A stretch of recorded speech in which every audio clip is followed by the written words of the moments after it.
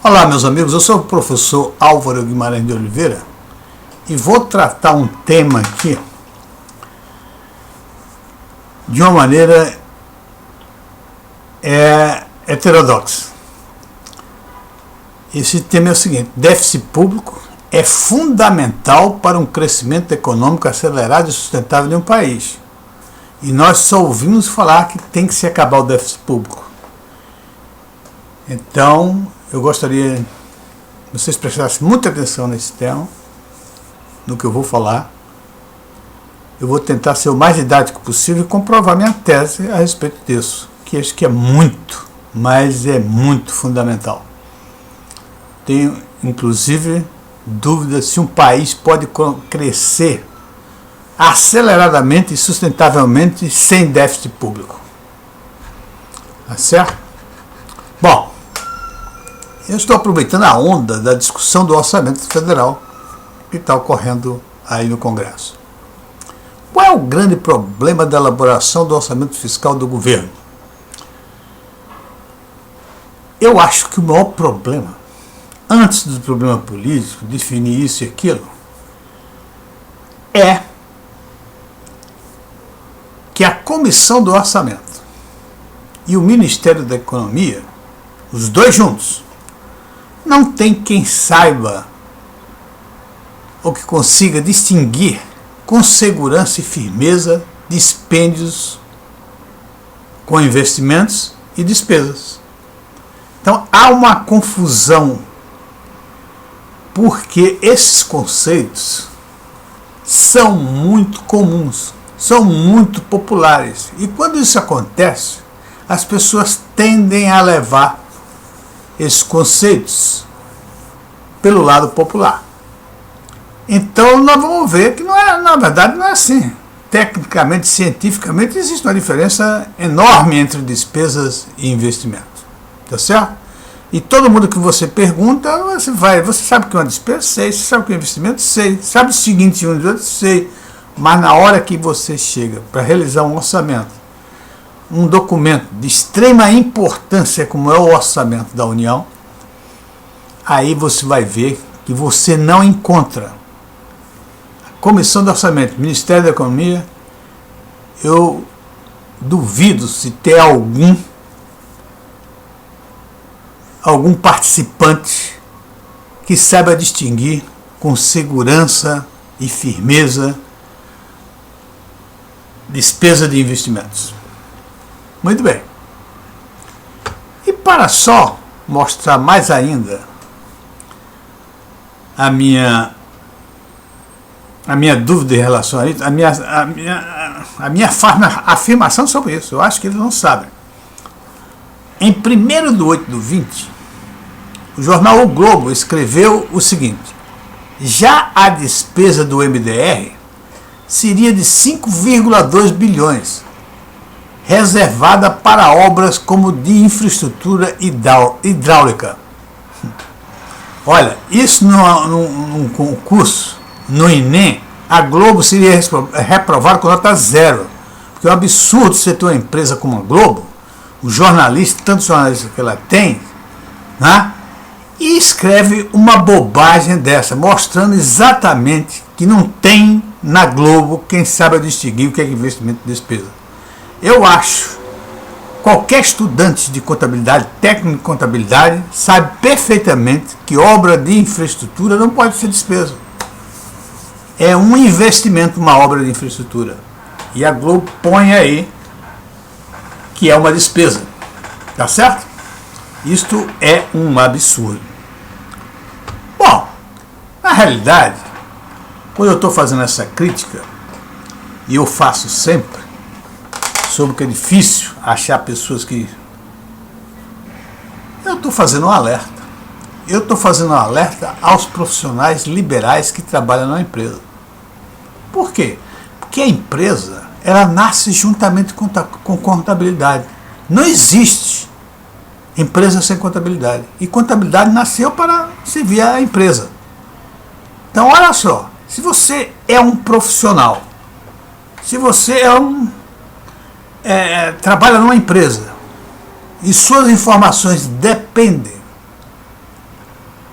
dos números fornecidos pela contabilidade sobre a empresa. Se você não souber contabilidade, seu trabalho não vai ser um trabalho bem feito. Seu trabalho vai ser um trabalho muito michuruco. É como eu comparo Rivelino e Zico. Rivelino só tem uma perna, né? É a perna esquerda. Talentosíssimo, um dos melhores jogadores do Brasil. Mas o que acontece com o Zico? Zico é melhor do que ele. Por quê? Porque Zico entendeu que ele precisava dos fundamentos. Então ele chuta com a direita, com a esquerda e cabeceia. E o Rivelino só faz uma coisa e muito bem com uma perna só. Então não dá, né? Já não dá para superar o Zico. O Zico fez muito mais gols, não, muito mais gols de cabeça. Não sei se o Rivelino fez algum gol de cabeça, se for por acaso. Com a perna direita, eu acho que saía até em manchete se ele fizesse um gol com a perna direita. Tá certo? Então é isso aí. Você tem determinadas profissões, como economista, por exemplo, eu sou economista. Eu, como economista, por exemplo, os economistas não dão a menor importância para a contabilidade. E eu acho que o peso de contabilidade deveria ser igual ao peso de microeconomia no curso, ou mais, no curso de economia. Por que digo isso? Porque a economia trata muito de empresa. O economista, a grande parte da prática e das experiências que são vistas econômicas são feitas com as empresas. E olha a quantidade de empresas que existe no mundo. É um campo de observação que não tem mais tamanho. E tudo isso, já que a empresa não pode existir sem a contabilidade, e você quer ser um economista e quer entender de empresa, quer saber o que acontece com a empresa, do lado econômico, financeiro, etc., você obrigatoriamente, eu falo do ponto de vista de entender o que está se acontecendo, deve se esforçar para fazer de contabilidade uma ciência que você tenha um conhecimento aprofundado sobre ela. Não precisa você ser contador. Basta que você saiba os conceitos fundamentais e entenda como funciona o sistema contábil.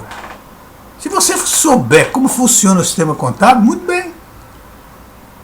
Você entende tudo o que acontece dentro da empresa. Mas não é isso que nós vimos. Nós vimos aí o ministro, desculpe aí o PG, mas ele anda dizendo que precisa tributar os acionistas da empresa. Eu nunca vi um acionista que não foi tributado, porque os lucros distribuídos da empresa são lucros líquidos do imposto de renda. O que é que significa? Significa que os acionistas que receberam dividendos foram tributados. Não existe isso. Se quiser tributar dividendo, vai aumentar a alíquota do imposto de renda para as empresas. Então era melhor dizer claramente, não, vamos aumentar o imposto de renda de um percentual X para as empresas, a partir de um certo capital, um certo patrimônio, etc. Tal, do que dizer que vai tributar o dividendo. Primeiro, é um absurdo, porque é uma bitributação. Segundo, não tem jeito, você vai... E o Paulo diz, de vez em quando, ele diz o seguinte, olha, diminui um pouco na tributação da empresa, que a gente quer que a empresa dê lucro, e aumenta um pouco na tributação do acionista. Não é isso, é uma coisa só. O lucro da empresa pertence ao acionista. Não tem como fazer isso. Se ele diminui o imposto de renda sobre o lucro da empresa, aumenta mais lucro a ser distribuído. Então os acionistas vão ser mais aquinhoados com a distribuição. Não existe essa possibilidade. Isso... E é não se entender também de empresa, né? Qual é a função da empresa? A função da empresa, na realidade, uma delas, é que ela representa, ela substitui os acionistas. E ficam todos os acionistas representados por uma empresa só. E a contabilidade age como se fosse uma empresa só. Tá certo? Então é isso aí. Bom, engraçado que que o teto foi colocado para controlar as despesas. Mas ele vai fazer uma grande revelação, ele está fazendo uma grande revelação, mostrando que todos eles não sabem realmente o que é despesa e o que é investimento. Tem gente colocando investimento dentro de despesa e tem gente pedindo para colocar despesa dentro de investimento. Até por sabedoria, porque se colocar um investimento, não fura o teto, passa pelo investimento, aumenta o dispêndio, mas é investimento, tá certo? Isto é uma coisa que me deixa extremamente preocupado, porque isso é muito importante para uma política econômica, saber exatamente como vai ser o orçamento, tá certo? Então, o resultado do orçamento, do déficit fiscal, é duvidoso, ninguém confia, eu não confio, porque o resultado está errado, o resultado, digo de antemão, sem nunca entrar lá, sei que está errado, porque não sabe, porque na discussão eu percebo que eles não sabem o que é investimento e o que é despesa, então isso vai dar uma confusão dentro dessa equação, porque a equação do déficit fiscal é uma equação contábil. E nela tem receita, menos despesa, menos investimento, para dar o resultado fiscal, que é superávit do déficit fiscal. Ora, se você não sabe o que é despesa e investimento, é muito confuso. Muito bem, pessoal. E eu quero agora dizer o seguinte. O Paulo Guedes, no início, logo que ele tomou posse, ele dizia que era zerar o déficit fiscal. Eu nunca entendi por que zerar o déficit fiscal. O que acontece zerar no déficit fiscal? Nada. A economia não vai andar zerando o déficit fiscal. Eu acho que a frase certa seria zerar o excesso de despesas. O excesso de despesa. Aí sim, eu acho que tem sentido. Mas zerar déficit fiscal? Não. Muito pelo contrário. Se o déficit for comandado pelas despesas, sim, vamos reduzir as despesas para que não haja o déficit fiscal. For comandado pela despesa. Mas olha só, mas um crescimento econômico acelerado e sustentável só existe se houver déficit. E esse déficit deve ser comandado por quem? Pelo investimento. É simples, até a empresa faz isso.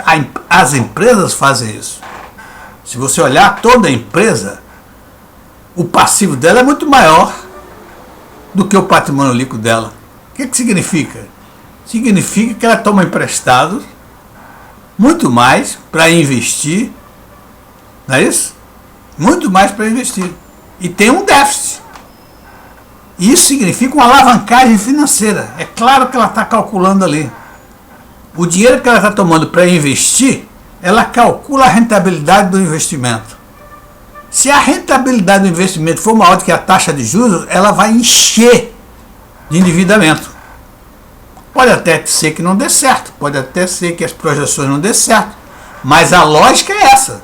Se você tem projetos para investir cuja taxa de rentabilidade seja maior do que a taxa de juros que você vai pagar, tome dinheiro à vontade, porque isso só vai aumentar o lucro da empresa. É a mesma coisa em relação à economia. Se o governo fizer déficit fiscal por estar investindo, é muito simples. Basta, ele pode emitir moeda, tranquila, porque o investimento inicialmente provoca uma ligeira inflação, mas ele começa a produzir, se os investimentos realmente foram investimentos bem feitos e trouxerem bons retornos. Então, obviamente, vai sair na frente muito melhor a economia. Tá certo? E o governo também, ele pode muito bem olhar os investimentos que ele tem, o que quer fazer, calcular a taxa de retorno desses investimentos e emitir títulos com a taxa de juros inferior ao rendimento ao retorno dos investimentos. Qual é o problema? É exatamente a alavancagem financeira, favorável ao crescimento, favorável a um crescimento acelerado, a um crescimento sustentável. É isso que precisa.